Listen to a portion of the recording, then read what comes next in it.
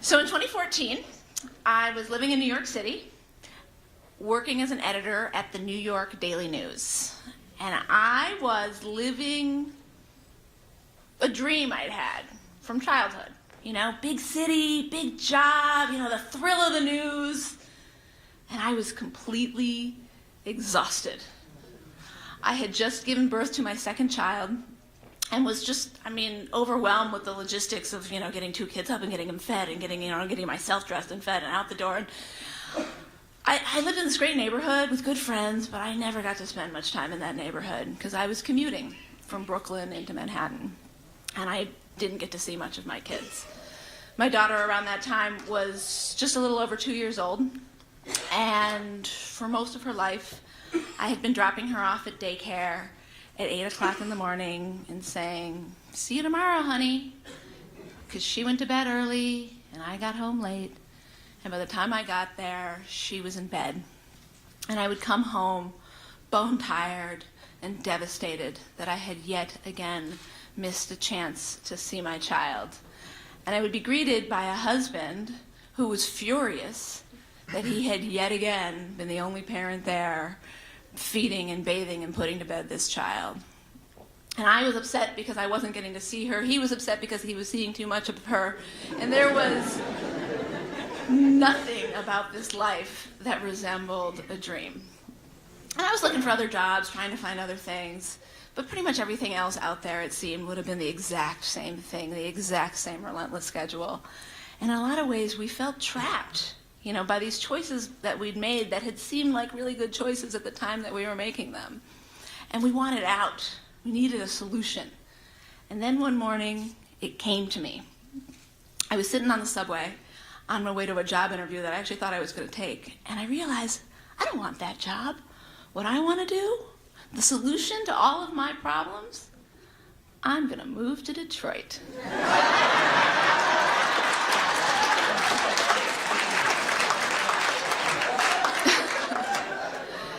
Now, I knew Detroit was troubled. This was 2014. The city was in bankruptcy. I have a good friend who lived here, and I called him up, and he's like, well, the thing is, you can move to Detroit, but anyone who moves here from a fully functioning city is going to be pretty shocked by how broken it is here. And this is a few years ago. He says, you drive around the city at night, miles and miles, and all you see is darkness. The streetlights are out. He said, you call an ambulance, they might not come. I said, they might not come? Well, that was, disconcerting. But Detroit had this lure for me that dated back a few years earlier, 5 or 6 years earlier. I'd been part of a group of New Yorkers who had all come from the Detroit area. I grew up in the area, and I had sort of bonded with these friends in New York over the fact that we were all from Detroit. And we had been reading about stuff in the city, and we were like, what can we do to help? So we all got together, and we came to Detroit for a couple of days, and we had a whole series of meetings. We met with business leaders and civic leaders and community groups, and what are the needs here that we could help. If we could get all the former Detroiters who are living all over the country, we can get them together, we can help Detroit. What can we do? We had a series of meetings, and then we gathered at a bar. It was actually PJ's Lager House in Corktown. And we're at the bar, and we're comparing notes. Oh, I met with this person, and you met with that person, and oh, I heard this, and you. And it was this really kind of exciting night. We're, finishing each other's sentences. And then all these people in the bar kept coming up to us, like strangers, saying, like, who are you guys? What are you doing? How can I help? And this is who I am, and this is what I'm doing. And I was like, whoa, Detroit is amazing. Like, it just felt like all these people we were meeting, they were a part of something. And I remember I came home from that trip, and I run into the apartment, and I tell my boyfriend, who's now my husband, I said, oh my God, I got to tell you about this night. We were in this bar, and there were all these people. And he looked at me, he's like, we're not moving to Detroit, right? And I was like, yeah. We had jobs and friends. Our lives were on the East Coast, and there was no plan to leave.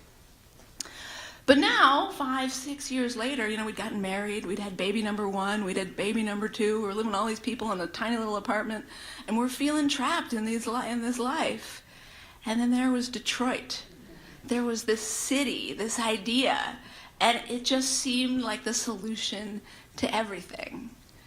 I grew up in the area. I have family here. So moving to Detroit with our kids meant our kids could grow up with their cousins and their aunt and their uncles and their grandpa. The lower cost of living meant I could quit my full-time job, become a freelance writer, spend a lot more time with my kids. My husband worked from home, so his job was completely portable. So we sold our place in Brooklyn, we picked up, and we moved to downtown Detroit. And we thought about living in the suburbs. My father and brother live in Royal Oak. But we're city people. My husband and I had both spent our entire adult lives living first in Philadelphia and then in New York. We like the density and the noise and the crowd and the music and the art and the dance and the restaurants and the bars. And we like the people who like those things, and those are the people who live in cities. And so we wanted to live in the city. And there was that night at PJ's that told me if I lived in Detroit, I could be a part of something. So we moved here, and it was great. A lot of things didn't quite live up to the expectations. For starters, the cost of living was not nearly as low as I thought it was going to be. We didn't have a car in New York, and we made it about a week here with 2 kids before we were like, yeah, let's get a car.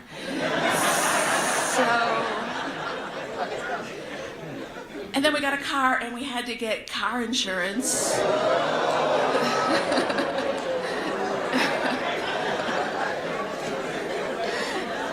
We had to get car insurance in Detroit, and the first time I got a quote from an agent, I was like, wait, what? Like, no, there must be some mistake. That can't be it. But nope, there wasn't a mistake. That's what it costs to insure a car in the city of Detroit. So that was one thing that we didn't expect. The other thing that we didn't quite see coming were the questions from everyone. Our friends, our family, total random strangers. I swear, I went to get my teeth cleaned, and the hygienist was grilling me. And they all had the same question. You live in Detroit? With kids? What are you going to do about schools? And it wasn't this curious, like, hey, what are you going to do about schools? It was much more accusatory, as in, what are you going to do about schools? As in, what kind of parent are you? We had moved here in our minds. This move was for our children, to spend more time with our children, to be with our children. And now we're being told, essentially, that moving here was going to hurt our children. There are 140,000 children living in the city of Detroit. And yet we were being told that living here was neglecting them. And, there's a number of differences between my children and many of the other children in Detroit. One of those differences is race. We are the white parents of 2 white children. And most of the people asking us these questions were themselves white. And race wasn't, the questions that we were getting weren't about race, at least not explicitly. But it was in the mix, I think. I was out in West Bloomfield, which is where I grew up, last year, and I ran into a high school classmate. It was actually someone I went to kindergarten with. So we had spent our childhoods together, and I hadn't seen her in years. So it was, oh, yay, how are you? And we hugged, and, it was this great kind of reunion. And then she kind of, she gets this sort of puzzled look on her face. And I was there with my daughter, holding her hand. And she kind of looks at me, she kind of looks at my daughter. She looks really confused, and she says, you live in Detroit? I was like, yeah. So do they have any schools there with, like, white kids?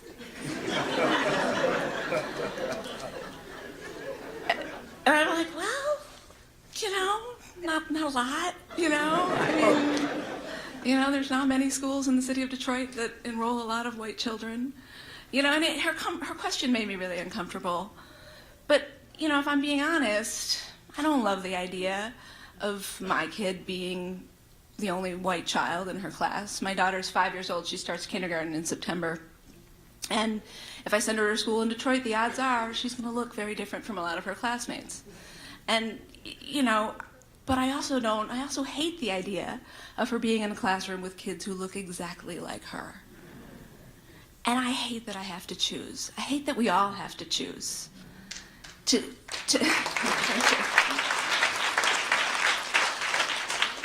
either bear this burden of being different or bear this burden of being the same and not getting to live in the real world. And yet that's the choice, you know, rich, poor, city, suburb, black, white. So I told my friend the same thing I tell a lot of people who ask questions about what I'm going to do for my kids. And I said, honestly, the idea of asking me what I'm going to do about schools for my kid is the wrong question. And I'm the wrong person to ask. And that's because, you know, we live in a state and in a country where the solution that we seem to be getting, that we seem to have gotten over the last 20 years for schools, isn't how or what are we going to do about the fact that many of our schools are in crisis. I mean, the articles that my friends were reading who were asking all these questions were you know, portraying an accurate, real problem that's going on in schools. And what we're by and large getting isn't taking, how do we figure out how to take those schools and make them better? It's a lot more about what are we going to do to help parents get out, right? We need to give parents options. We need to give them, we've got school of choice. So at this moment, and I can benefit from the options. Many parents don't have the ability to benefit from those options, but I have a car. And I have an accommodating job. There are hundreds of schools in Detroit and in the surrounding counties where I can get my kid a spot. And I mean, I have the time and the resources to figure out where are the best schools for my child, how do I get in. So when I heard about a promising charter school that just opened, that was doing its open enrollment in November, which is months before other schools, I applied. And when I heard that DPS was starting enrollment for the selective schools, I applied. And when I saw that one of those schools seemed to require an essay, I sat down and wrote an essay. I'm assuming they wanted a parent essay because my daughter's 5. And she can write her name and weirdly the word horse, which would be a really short essay about a horse. So I wrote an essay, and so as of this moment, kindergarten's 5 months off for my daughter. She's already enrolled in 4 of what I think are the best elementary schools in Detroit. And I realized that by enrolling in 4 schools that I'm a part of the problem, right? So, I mean, administrators, parents enroll in a whole bunch of schools and administrators don't really know how many kids are really going to show up, so they can't really do budgeting, they can't figure out how many teachers to hire. And all the parents who aren't, as sort of, on the ball as me, who maybe aren't going to apply to school until next month or the month after, or maybe not even until August or even September, they're going to be told, sorry, we're full, you're on a waiting list, and they're going to end up at a school that might not be quite as good. So, but that's how it's done in Detroit, and so that's how I'm doing it. That doesn't make it right, and it doesn't make it easy, right? I mean, there is nothing easy about applying to school in Detroit. And, it is unsettling to think about enrolling my children in a school system that has been in so much turmoil for so long. I mean, I went to the parent information session last summer for the new DPS Montessori program. And the interim superintendent was there, and she was saying, she said, my dream for this program is that it's going to grow. So it's in the early grades now, she said, but I see it going up through elementary school, through middle school, even into high school. And I was like, whoa. I think the Montessori method is great. I think it'd be a fantastic fit for my kid. And I was like, I could get a free Montessori education in the city of Detroit through high school? It was just like music to my ears, the best thing I could possibly hear. But I was sitting there watching the interim superintendent and thinking, she doesn't even know if she has a job next year. And, the new superintendent, if it's her, if it's somebody else, they might not be into Montessori. or so they might realize, Montessori is great, but it's kind of expensive and we have other needs and we can't afford it anymore. So I can enroll in a program today that I think is fantastic, but is it still going to be there when she's in 3rd grade or 4th or 5th or 6th or 7th? I can enroll in a charter school, but what happens when enrollment drops and money gets tight and they start cutting programs, and then that school that I chose that seems so great right now isn't as good or isn't right anymore? So I don't know what's going to happen. I don't know if we're going to be in the Detroit schools, through elementary, through middle, through high school. There's just way too many unknown variables. But what I know right now is we're going to give it a try. We're going to give it a shot. We're going to find a local school and we're going to invest in it. So I lived in New York, and I love New York. But if you live in New York is the city that's kind of already there for you. It's already built, and you just kind of enjoy it. You consume it. But what struck me like that night at PJ's Lager House is that Detroit is this place that everybody kind of has to put into, right? It's not a place where you can just come and everything's already built for you. You got to come here, or if you're already here, you have to be here, and you have to invest. So we're gonna invest. We're gonna enroll in a local school. We're gonna get involved, PTA and the after-school tutoring or whatever. And and that's what I do for Chalkbeat. I'm a journalist, and what I try to do is I try to write about all the people who are trying to make our schools better, right? The teachers who are sacrificing, the parents who are sacrificing, who are committing, who are investing. And I'm writing about the people who are trying to make our schools better, and then the people and the policies that are standing in their way and making their jobs harder. So that's what I do as a journalist, to try to advance the idea that schools are getting better, or going to get better, that we need to make them better. And as a parent, I'm going to do what's best for my kids. And that includes finding them a good education, but it also includes raising them in a city that works, or that's going to work. A city that's just, a city that's kind. And for us to get from where we are now to that city, we have to start changing this question. This, what are you going to do about schools for your kid? This idea that education is 1,000 individual choices that individual people are going to make for their own children. And start talking about, what are we going to do about the schools? And if we can do that, if we can change the conversation and actually start reaching some answers, then every parent can live wherever they want. And for me, for my family, right now, we want to live in Detroit.